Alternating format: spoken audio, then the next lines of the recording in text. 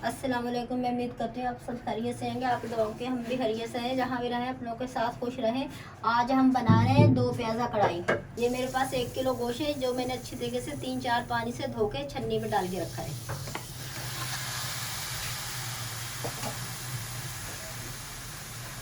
ये 1 किलो पानी डालेंगे।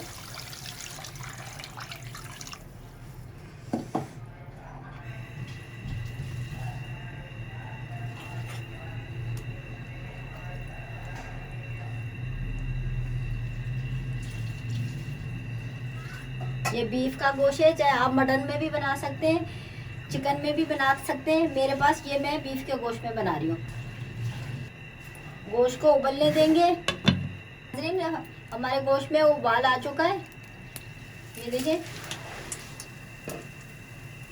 अब ये जो गोश्त में जितनी ये आई है, झाग आई है, मैल आई है, ये इस तरह करके हम निकाल लेंगे।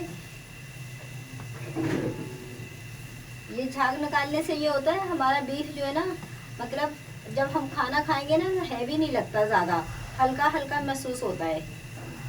तो ये हमें निकालना होता है। ये पानी झाग जो होती है ना, ये इस तरह करके हम सारी झाग निकालेंगे। जैसे जैसे पानी उबलेगा वैसे वैसे झाग खुद आ जाएगी ऊपर किनारों पे। तो आप इसी तरह सारी झाग साफ कर लें। नाज़रीन, हमने पूरा झाग साफ कर लिया है। अब ये 1 चम्मच नमक है मेरे पास, ये डालेंगे। अगर आप गिलास से पानी डालेंगे नाप के तो 3 गिलास डालेंगे। अगर मैं आपको दिखाती हूँ, ये इस तरह का आप इस तरह का अगर बाउल लेंगे तो ये 3 गिलास पानी पड़ता है। ये 1 किलो का बाउल होता है, सही है। नाप के लिए मैं आपको दिखा रही हूँ। अगर बाउल से नापेंगे तो 1 बाउल जाएगा, अगर गिलास से नापेंगे तो 3 गिलास पानी जाएगा। बस अब हमने नमक डाल दिया। अब इसे गोश्त को हम पकने के लिए रख देंगे, कम से कम 1.5 घंटे के लिए पकने के लिए रख देंगे। ये 1.5 घंटे के लिए हम हल्की आंच पे, नॉर्मल आंच पे पकने के लिए छोड़ देंगे। 1.5 घंटा हो गया है हमारी कढ़ाई को पकते हुए। ये देखें, बहुत अच्छी तरीके से माशाल्लाह से हमारा गोश्त गल चुका है। ये थोड़ा सा पानी हमने खुद रखा है, ज़्यादा तेज़ आंच पे नहीं रखा था। आप भी जब गोश्त गलने के लिए रखें तो हल्की आंच पे रखें। ये हमारे पास प्याज हैं, हम 2 प्याज़ा कढ़ाई बना रहे हैं। ये मैंने आधा किलो प्याज लिए हैं, नॉर्मल साइज़ के लिए, ज़्यादा बड़े नहीं लिए। आप भी जब लें तो नॉर्मल साइज़ के प्याज लें। आप अपने हिसाब से ज़्यादा कम कर सकते हैं। मैं आधा किलो प्याज डाल दी हूँ। 1 किलो में आधा किलो प्याज डाल ली हूँ। अच्छी तरीके से मिक्स करेंगे।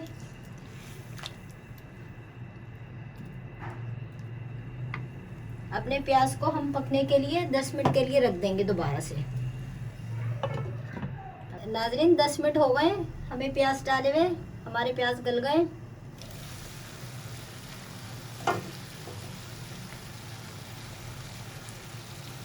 अब ये मेरे पास हरी मिर्चें, 4 हरी मिर्चें मैंने बड़ी वाली ली हैं। 2 पीस करे थे और बीच में से फिर 2 पीस करे। 1 मिर्च के मैंने 4 पीस करे हैं। ये डालेंगे। ये 50 ग्राम तेल डालेंगे।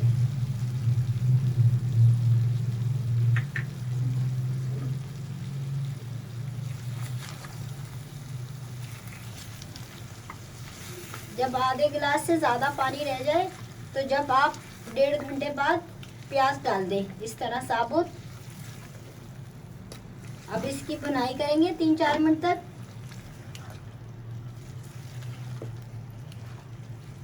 ये आधी चम्मच काली मिर्च है, हाथ की कुटी भी। आपने जब काली मिर्चें डालनी है, पाउडर की शक्ल में नहीं डालनी। आपने काली मिर्चें साबुत लाके घर में मामदस्ते में कूट के डालनी है और इनको हल्का सा आप फ्राई पैन में भून लिया करें। जब चटक चटक की आवाज़ आए तो जब काली मिर्चें भुन जाती है, फिर आप मामदस्ते में कूट लें। घर में काली मिर्च तैयार करें।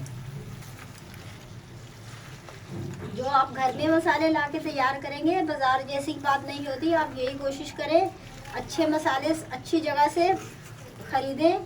तो घर में आप हल्का सा भून के 2 मिनट तक हल्की आंच पे भूने। फिर आप चटक चटक की जैसे आवाज़ आए, मसाले भुन जाते हैं, फिर आप जो है मामदस्ते में कूट ले। 5 मिनट नहीं लगता, 5 मिनट से पहले मसाले कूट जाते हैं।